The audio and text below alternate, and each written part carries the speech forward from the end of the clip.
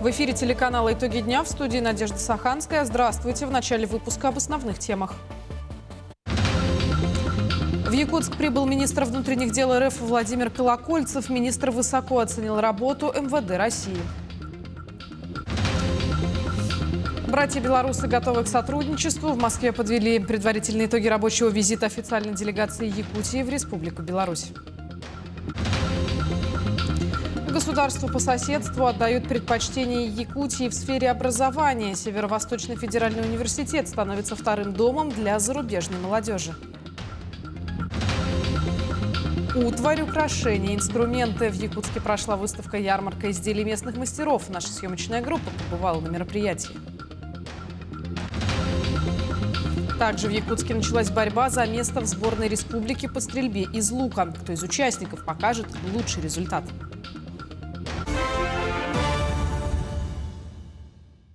Встреча президента России Владимира Путина и президента Соединенных Штатов Дональда Трампа состоится в эту пятницу на Аляске и стартует в 22 часа по московскому времени. Информация о месте и порядке проведения встречи подтверждена официальными источниками Белого дома. Саммит станет первой встречей Путина и Трампа после прошлых переговоров и обсуждений текущих международных вопросов.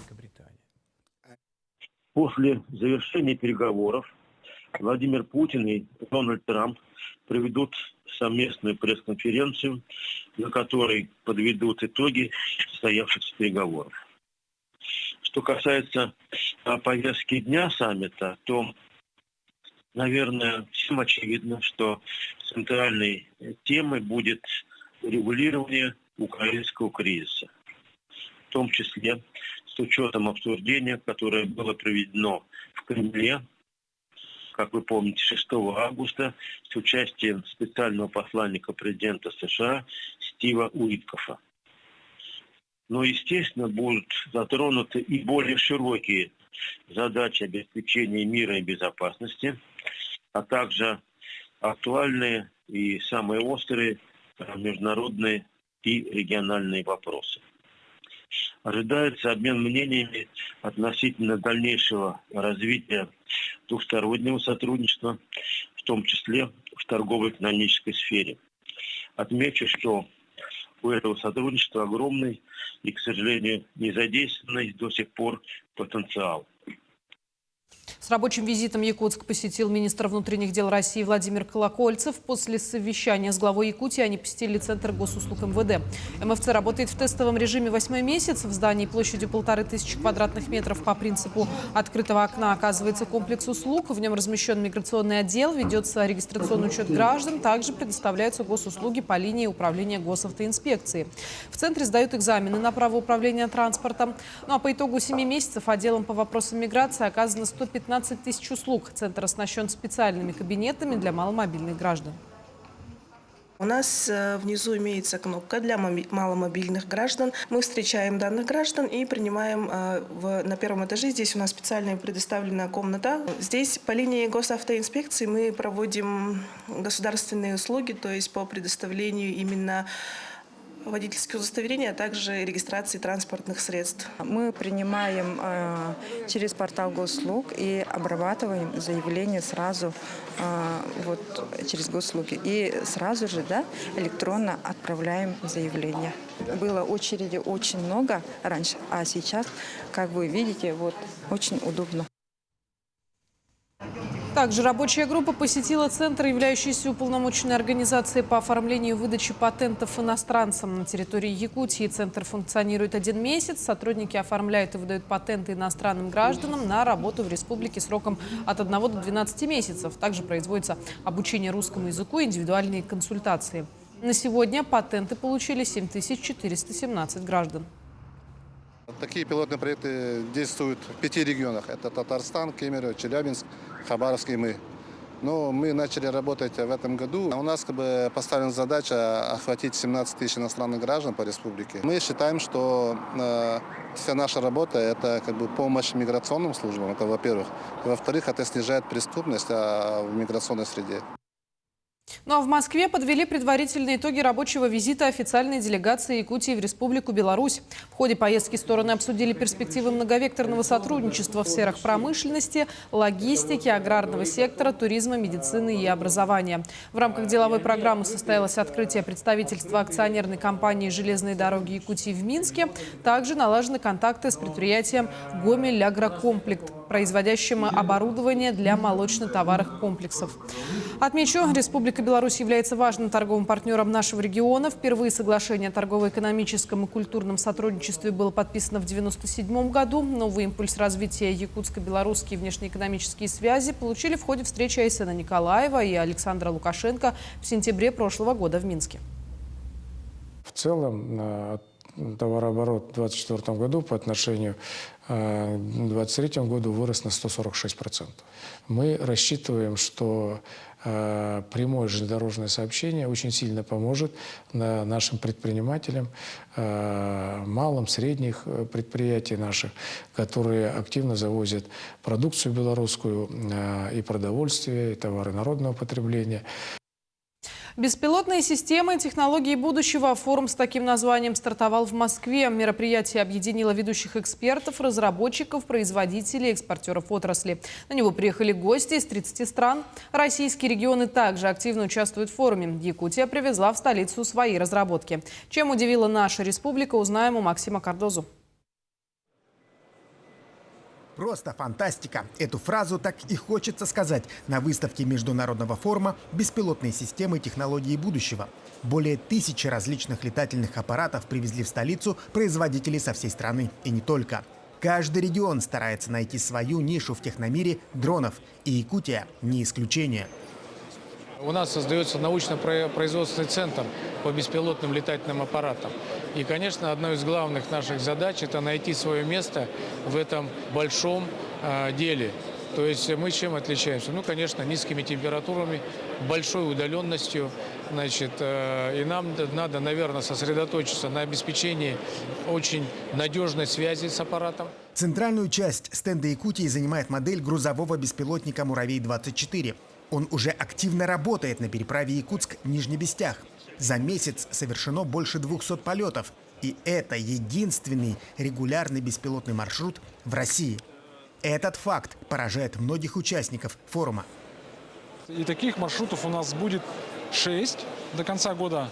А в следующем году мы хотим открыть 10-15 маршрутов. Ну, там, допустим, Кангаласы, Сотинцы. Ну и будем другие маршруты искать, где население также через приложение сможет доставлять те или иные грузы. Ну, допустим, в Сотинцев там появился предприниматель, который поставляет в Якутск молоко, тонну молока в неделю. Ну, вот сейчас прорабатываем, как это делать. То есть это о чем говорит? О том, что беспилотие потихоньку внедряется в нашу повседневную жизнь. Илья Бурнашов – студент и резидент технопарка «Якутия». Будучи в армии, он разработал обнаруживатель дронов. Аппарат может засекать крупные БПЛА на расстоянии до 30 километров. Мелкие модели фиксируются на 4 километрах. У нас есть быстросъемное крепление антенны, то есть мы можем быстро менять типы антенн. То есть наша задача какая? Стоит человек-оператор, патрулирует небо, и в тот момент, когда он находит дрон, у него начинается на экране выходить информация, и прибор начинает пикать. За счет этого мы же находим сам прибор. И также этот прибор, он может работать с станцией РЭБа. РЭБ – это станция, которая позволяет сбивать с помощью радиочастот сами дроны. За беспилотными аппаратами будущее. Это ни для кого не секрет. Но чтобы индустрия БПЛА развивалась быстрее, необходимо подтягивать и нормативно-правовую базу под новые реалии. И сегодня задача экспертного сообщества не только внедрять технологии, но и продумывать правила и инструкции, по которым мы будем жить уже завтра. Максим Кардозу, Айтал Байтунов, Москва. В Якутске торжественно проводили сборную команду Якутии на заключительный отборочный турнир военно-патриотической игры «Путь воина». Сборная в составе 12 человек состоит из участников, прошедших обучение по программе «Время юных героев». Куда ребята отправятся дальше и к каким испытаниям готовились, узнаем в следующем сюжете. Военно-патриотический турнир «Путь воина» проводится в России впервые. Соревнований такого формата, формирующих военные навыки у подростков, также еще не было. И то, что финал состоится в Якутске, особенно трепетно волнует ребят-курсантов. Из 50 юных спортсменов были отобраны сильнейшие. Тренировки проходили на протяжении 2 месяцев. Просыпаемся в 6 утра, В 7 у нас зарядка, бегаем, разминка, растяжка, вот, отжимания и иногда пресс, турники проходим. В 10 у нас стрельба, либо граната. Вечером у нас кросс. Ребята очень хорошие, все, как будто все форму уже набрали, в форме уже. Если кто-то отстает, то помогаем морально и физически. Условия здесь нормальные. Самое хорошее то, что в душ теплый. Испытание заключается в преодолении препятствий на участке местности протяженностью 5 километров. В распоряжении команд окажется такое оборудование, как лазер-так-системы, снайперские макеты с оптической фотофиксацией, FPV-дроны с выводом видеосигнала на средства воздушной разведки. Чем короче время, потраченное на преодоление испытаний, тем лучше. Примерно управлять за 58 минут 27 секунд. А первое задание, первый контроль было у нас где-то час 27. По 9 заданиям готовились, да? Это значит разминирование, значит, это метание гранат, это выдвижение вообще целого отряда. Это есть 2 задания по БУПЛА, это сброс есть, да? И маневрирование, называется воздушный лабиринт. Также есть, значит, задание, это, значит, преодоление полосы препятствия, стрельба с пневматической винтовки и эвакуация, значит, раненого. Заключительные сборы и отборочный этап состоится в Волгоградской области. Именно туда в ближайшие дни съедутся команды-участники из 21 региона России. Финал пройдет в Якутске в сентябре текущего года. В него войдут 4 команды. Крупнейший турнир инициирован полномочным представителем президента России в ДФО Юрием Трутневым. Марферина Алексеева, Иван Саркаумов, Якутск. В АГАТУ прошел краткосрочный курс повышения квалификации по природопользованию. В нем приняли участие сотрудники вузов из Бурятии, Иркутска и Екатеринбурга. На курсе обсуждались вопросы водообеспеченности сельхозобъектов, типологии охотничьих угодий и рационального использования естественных пастбищ в коневодстве. Участники ознакомились с работой лесопитомника АГАТУ в условиях вечной мерзлоты, а также посетили Актемский филиал и заинтересовались экологическим проектом «Агротропа». На ученом совете обсуждались технологии посадки семенного материала хвойных деревьев, цифровая аэрофотосъемка и другие важные темы сельского хозяйства. В дальнейшем 5 вузов планируют сотрудничать. Основным хребтом развития сельского хозяйства является средний класс. И вот эти вузы, специализирующиеся в области природопользования, они будут ориентированы на запросы малого и среднего бизнеса. И технологические приемы ведения сельского хозяйства, и экономические формы, какие они должны быть, с учетом, естественно, и культурных, исторических, географических особенностей, мы разработаем вот такие проекты. Благодаря интенсивному развитию специализации по природопользованию мы надеемся на оживление малого и среднего бизнеса в сельских территориях. В отдаленных сенокосных угодьях Хамгинского, Хангаласского и Горного районов Якутии работают 87 мобильных бригад, чтобы помочь восполнить дефицит сена, особенно в улусах, пострадавших от паводков. На данный момент в республике скошено 205 гектаров и заготовлено около 212 тонн грубых кормов. Кроме того, заложено 4734 тонны силоса и 810 тонн сенажа, что составляет 49% от сезонного плана. В кормозаготовительной кампании задействовано более 9 тысяч звеньев и 24 тысячи человек. Особое внимание уделяется работе мобильных бригад, играющих важную роль в обеспечении кормами животноводства. Прогнозируем 91% на местах заготавливать. Чтобы восполнить этот дефицит, мобильные бригады сейчас начали работать по всей республике. На данный момент заявлено от 15 районов на заготовку сена на отдаленных участках. Практически 40 тысяч тонн будет, потому что мы сейчас еще ожидаем заявки от Аймеканского и Момского улусов. На данный момент в 5 муниципалитетах 87 мобильными бригадами заготовлено 6700 тонн сена. Хорошие показатели по Хангаласскому району, где заготовлено 3800 тонн, и по Амгинскому, где заготовлено 1900 тонн. В здании женской консультации завершен капитальный ремонт. Обновление медицинских объектов проводится в рамках плана комплексного социально-экономического развития Нерюнгринской городской агломерации. В настоящее время масштабная реконструкция учреждений здравоохранения продолжается. Ирина Жданова поделилась подробностями. Лариса Посетько – одна из немногих, кто работает в женской консультации с момента ее открытия. А это более 40 лет. Посвятив себя любимому делу, Лариса Филипповна считает работу вторым домом. За все время это первый масштабный ремонт, который ждали как сотрудники, так и жители города. Мы очень рады, что мы переехали, вернулись в свое здание, которое изначально было задумано как здание для женской консультации. Ремонтом довольны. Пациентам тоже очень нравится, потому что помещения светлые. У нас ремонта до этого не было с момента открытия женской консультации с 1986 года. И вот он у нас произошел. Обновленное здание женской консультации уже введено в эксплуатацию. Для объекта закуплена новая мебель и современное оборудование. Так, сейчас ультразвуковое исследование проводится на новом аппарате экспертного класса, где более точно можно отследить имеющиеся патологии у беременных и различные заболевания гинекологических пациентов. Более высокая разрешительная способность этого аппарата, многочисленные функции, дополнительные датчики для осмотра сосудов, брюшной полости, ректогенальный датчик. То есть он более, скажем, оснащенный, этот аппарат. В рамках капитального ремонта проведены работы по замене инженерных сетей, вентиляции, внутренней и внешней отделки здания. Полностью утеплен фасад, установлены новые оконные и дверные проемы, а также благоустроена прилегающая территория. Женская консультация располагается на 3-м и 4-м этажах здания. Первые 2 занимает поликлиника профосмотров. Ирина Жданова, Андрей Гаянов, Нерюнгри. Ну а в Покровске на базе роддома открылся 4-й по счету в Якутии индивидуальный банк грудного молока. 2 таких банка уже действуют в Якутске, 3-й в Верхневилюйском Улусе.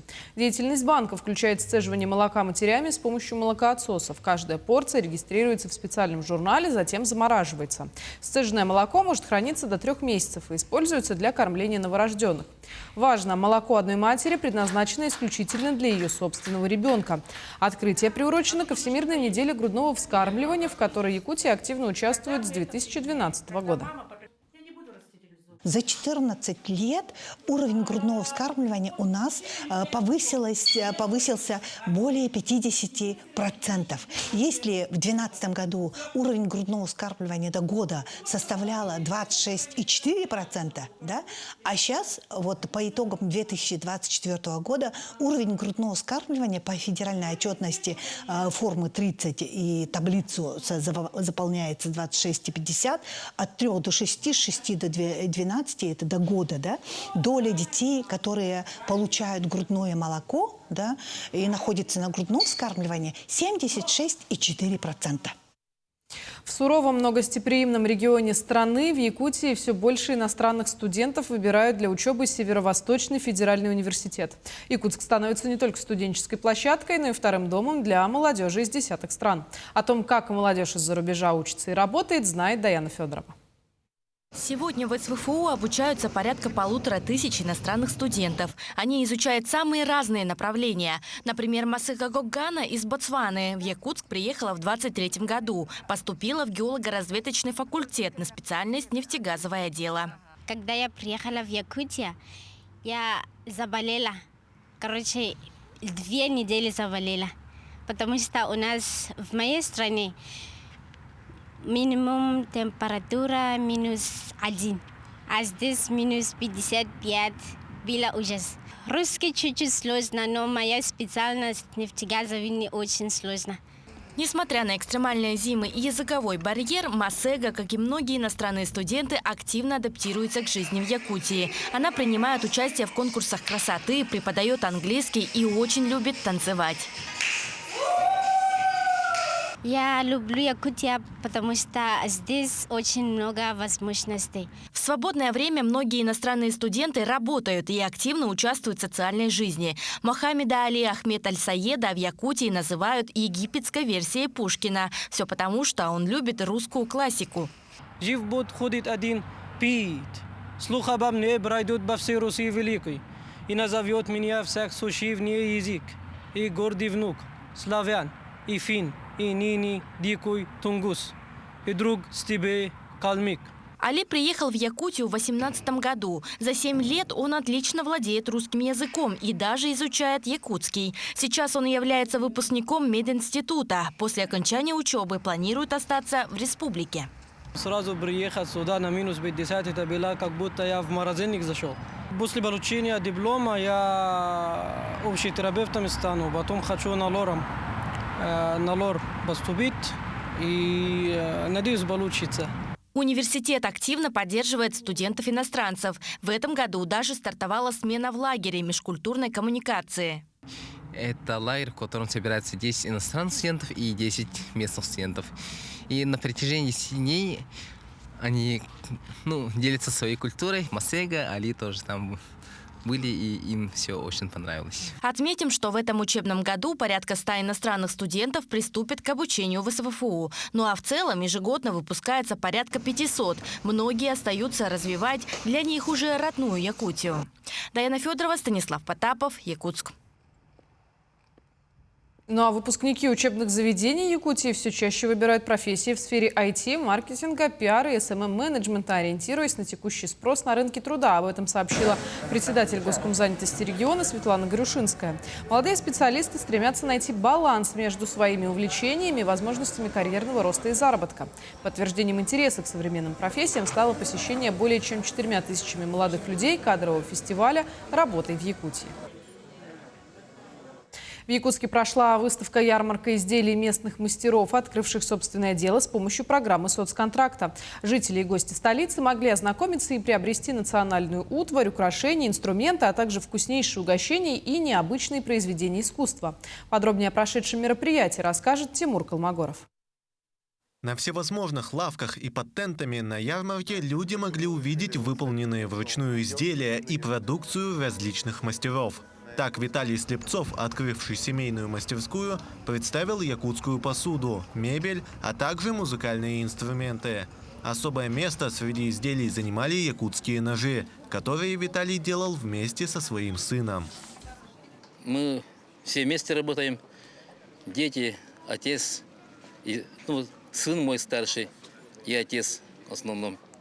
Втроем работаем в мастерской. Соцконтракт получил в декабре, и с января уже начал работать. А так я мастерскую закончил где-то осенью и давно мечтал сделать свой бизнес и создать что-то свое. Помимо традиционной продукции, на выставке-ярмарке можно было обнаружить необычные украшения и предметы искусства. Мария Амосова изготавливает необычные произведения разных размеров, форм и содержания из эпоксидной смолы. Трудоемкий процесс создания занимает до 1,5 часов, после которых изделие застывает в течение всего дня. Я сама обучилась на художника и решила открыть свою студию. Сначала обучала людей на картину, живопись, и потом решила заняться эпоксидной смолой. Мне она показалась интересной и более практичной. Можно создавать столы, часы, картины интерьерные. Всего на данный момент в Якутии соцконтракт заключили более 170 человек. Он помогает открыть свой небольшой бизнес и подсобное хозяйство, тем самым развивая и поддерживая малых предпринимателей. Это очень большая поддержка семей малоимущих. Помогает эта социальная поддержка тем, что дает помощь социальную, чтобы вывести людей из трудной жизненной ситуации. Выставка-ярмарка местных мастеров проходит уже на протяжении 3 лет каждые 3 месяца. Она помогает не только раскрыть свои навыки и таланты, но еще и позволяет заниматься своим любимым делом. Тимур Колмогоров, Нюргун Старостин, Якутск. В Якутске дан старт чемпионату республики по стрельбе из лука. С 15 по 17 августа 68 спортсменов из 15 районов будут бороться за звание лучшего. Обо всем узнаем в следующем сюжете. Турнир пройдет как в личном, так и в командном зачете на 4 дистанциях. К участию допущены уже умелые лучники. Уровень их подготовки не ниже первого спортивного разряда. На чемпионате республика отбирается, сначала проводится чемпионат района. На этом чемпионате района отбираются самые лучшие спортсмены своих районов, а также они участвуют на этих соревнованиях. На протяжении 3 соревновательных дней спортсмены покажут свое мастерство в 2 дисциплинах – классическому и блочному луку. Разница между ними заключается в конструкции и принципе работы. Классический лук используется в олимпийском спорте и прост в сборке. Тетива крепится сразу к плечам. Блочный же лук появился относительно недавно и использует целую систему, позволяющую уменьшить усилие натяжения в конце, делая стрельбу более точной, вплоть до 70% попаданий. Там 3 тетивы, там за одну, когда натягивают, блоки переворачиваются, и также они накапливают энергию и потом выбрасывают. В общем, там это, можно сказать, в процессе прогресса появился вот такой лук. Сейчас в республике стрельбой из лука занимается порядка 1500 человек, и любителей, и профессионалов. Тренировки, конечно, у всех проходят по-разному. Кто-то занимается пару раз в неделю, а кто-то каждый день. Так, у нас тренировки проводятся круглогодично. У нас основные стартами являются это зимний чемпионат России и летний чемпионат России. Поэтому у нас тренировки не прерываются, постоянно идут. Занятия стрельбой из лука приносят пользу как физическому, так и психологическому здоровью. Этот вид спорта укрепляет мышцы, улучшает координацию, развивает концентрацию и снимает стресс. Я сама являюсь предпринимателем, и в предпринимательстве нужно принимать очень быстрые решения. Да? А стрельба из лука, она дает именно терпение, выдержку и возможность уметь сосредоточиться, получается. Мне очень нравится именно то, что результат в долгую. Не остался без внимания и боевой настрой участников. Многие отметили, что чемпионат – это праздник спорта, подготовка к которому заняла много времени и сил. Победители и призеры чемпионата будут награждены памятными медалями и кубком. Помимо этого, спортсмены, показавшие лучшие результаты, станут кандидатами в члены сборной команды республики. Анастасия Пуляева, Владимир Павлов, Якутск.